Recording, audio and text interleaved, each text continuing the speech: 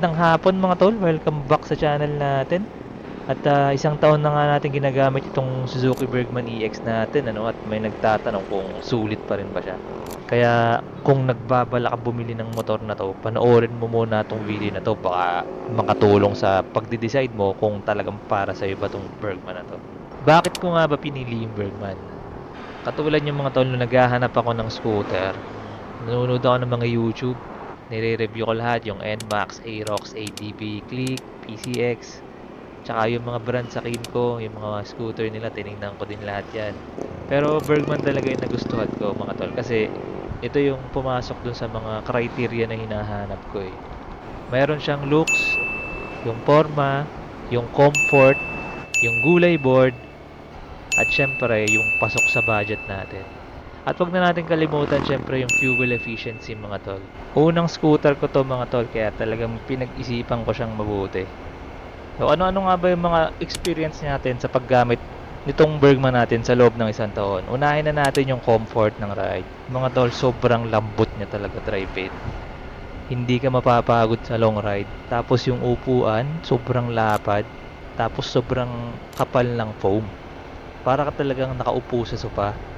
Talagang may enjoy mo yung ride mo habang ginagamit mo tong Bergman kahit nasa city ride ka na traffic or nasa long ride ka. Siyempre mas may enjoy mo sa long ride. Nung nag long ride kami ng 300 kilometers papuntang Infanta at pabalik, total of 300 kilometers mga tol, wala akong ngalay na na-experience. Yung sa puwet natural lang yun eh kasi nakaupo ka ng matagal eh. Pero yung sa katawan ko, wala. Hindi siya nanakit mga tol. Biruin mo 300 kilometers, halos 8 hours ata kami nagra-ride nung mga panahon na yon. Pagdating naman sa gas consumption mga tol, pag city ride lang, aabot ka ng mga 45 to 50. Diyan naglalaro yung fuel consumption mo. Pagdating naman sa long ride, 50 to 60 kilometers per liter. Siyempre, pag mas mabilis ka, mga nasa 50-han lang yan. Pero pag yung sobrang chill ride ka lang talaga, napalo talaga siya ng 60 kilometers per liter. Pagdating mo naman sa performance niya, oo, hindi siya ganun kabilis. Hanggang 96 kilometers per hour lang yung nasagad ko dito. Hindi na talaga siya na 97 pataas. Ito na yung pinaka top speed. Pero sapat na yon para makapag-overtake ka at saka makarating sa pupuntahan mo ng maayos eh. Meron din siyang arangkada mga tol, kaya hindi ka din ito ipapahiya. Kahit mga uphill, okay na okay siya. Pag sa uphill mga tol, okay naman siya. Hindi rin siya ganun kabilis, hindi siya ganun kalakas, pero talagang matatawid ka niya paahon.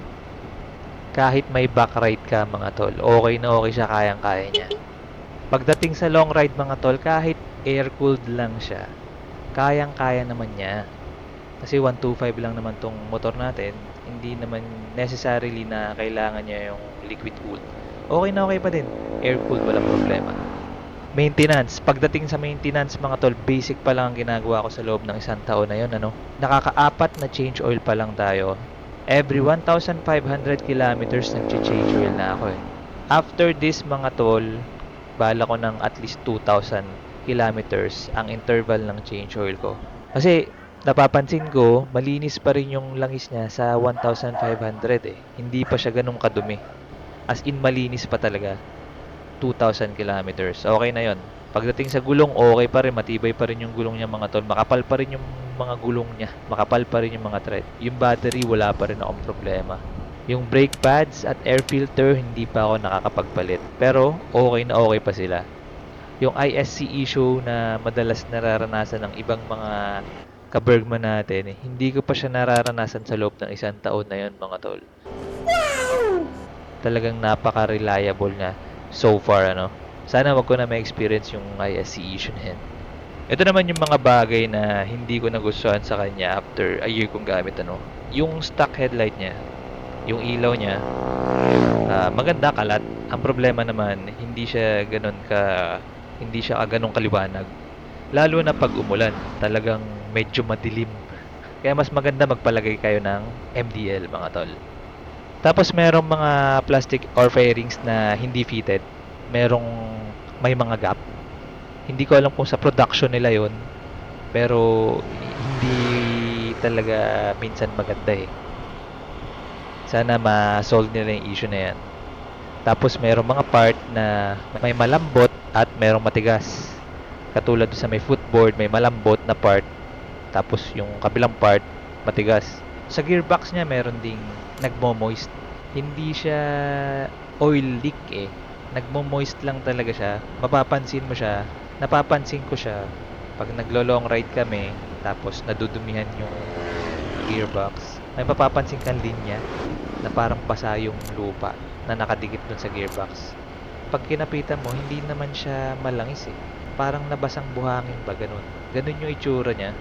Or nabasang lupa. Pero hindi siya langis talaga. Moist lang talaga. Parang common issue yata talaga to sa mga Bergman EX kasi nakababasa ko sa Facebook. Ito yung mga madalas tinatanong kung bakit may naglilik eh. Matagtag din mga tol yung shock niya sa likod. So pag ginamit nyo siya, pag nalulubak kayo, talagang mararamdaman nyo. Kahit malambot yung upuan, ramdam mo naman yun sa motor eh. Pag matagtag eh. Siguro magpalit na lang kayo ng shock na mas maganda ano. Tapos wala ring tire hugger or mudguard yung gulong niya sa likod.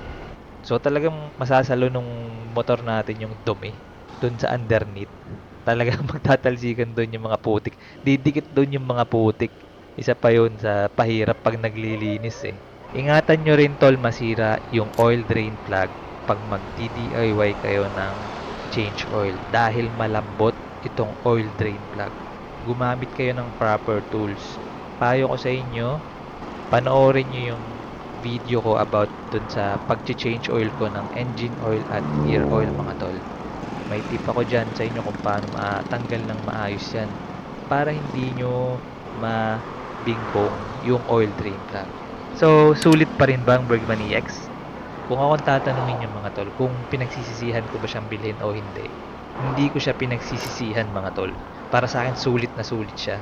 Kasi yung comfort nandun, yung tipid sa gasolina, tapos may styling din siya, presentable siya, napakaganda niya mga tol.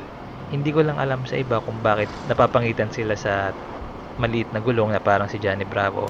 Para sa akin, okay siya, nagagandahan ako sa kanya, attracted ako sa itsura niya kasi hindi siya yung typical na katulad ng ibang mga maxi scoot na pare-pareho na lang ang gulong. At least itong Suzuki, hindi sila takot na maging kakaiba, 'di ba? Kaya para sa akin, okay na okay din siya.